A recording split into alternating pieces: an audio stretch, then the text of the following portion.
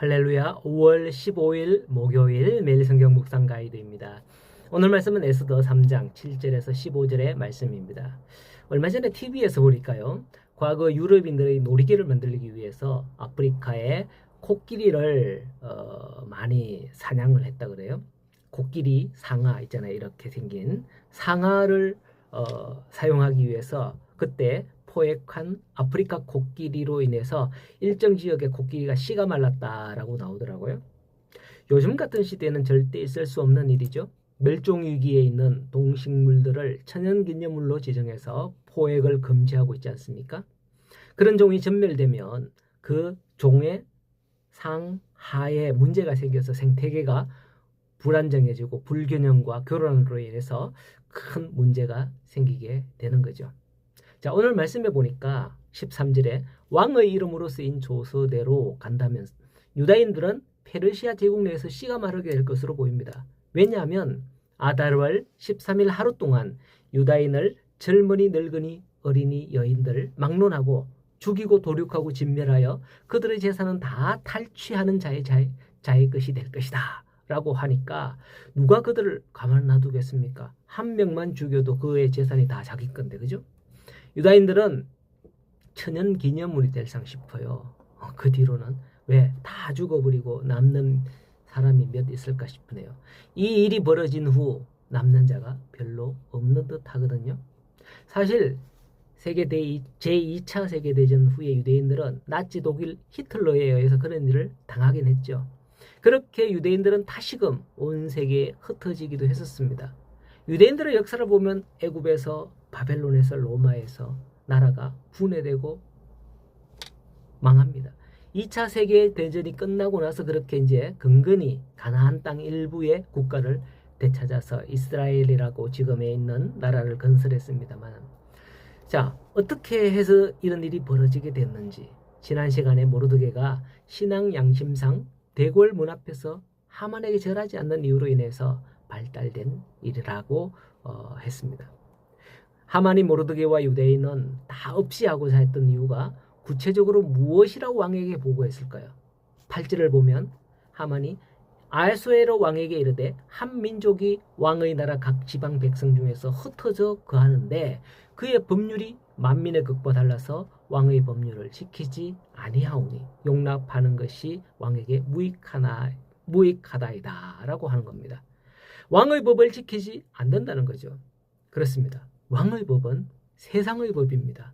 하나님을 믿는 자들은 사실상 세상의 법보다도 하나님의 법을 우선시하는 거예요. 그런데 하나님의 법이 때론 세상의 법과 상충된 경우도 있는 듯 보이긴 합니다. 하지만 어느 법이 더 우위일까요? 사실 하나님의 법이 더 상위법인 거죠. 세상의 법은 자기의 이익을 위해서 만들어지고 고쳐진 법이지만은 하나님의 법은 만인을 위해서 주신 법이니까요. 하만이 왕의 법이라 한 그 법도 사실은 하만 자신의 이익을 위해서 정한 그 법을 이야기하는 겁니다. 세상의 법은 만인을 위한 법이다라고 하지만 사실은 이처럼 사람의 이익 또는 어떤 지정된 공동체의 이익을 위해서 법을 바꾸고 막 이렇게 하는 걸 볼 때 참으로 가슴이 아파요. 이러한 법으로 포장한 뒤에는 오늘 말씀 9절 이하에 보면 이런 일이 있습니다. 왕이 옳게 여기시거든 조서를 내려 그들을 진멸하소서. 내가 은 1만 달란트를 왕의 일을 맡은 자의 손에 맡겨 왕의 금고에 드리리다 하죠. 이게 뭔가요? 간단히 보자면 뇌물인 거죠. 그 일을 위해서 들어가는 비용 내가 다 지불하겠습니다 라고 하지만은 결국 왕의 금고에 드린다는 것은 왕에게 혹 일어날 일에 대한 손해를 이걸로 내가 보충하겠으니 왕은 걱정하지 마십시오 이렇게 하는 거죠. 은 1만 달란트라고 합니다.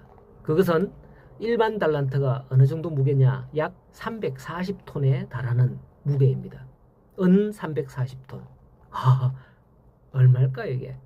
이것은 당시 페르시아가 1년에 거둬들이는 세금의 60%에 해당되는 절반 이상이 되는 그런 양이었다고 합니다. 하만은 아수엘의 왕의 탐심을 자극하여서 자기의 악한 뜻을 관철시키려 하는 것을 볼 수 있습니다. 이야, 그렇다면 하만의 재산은 도대체 얼마인 걸까요?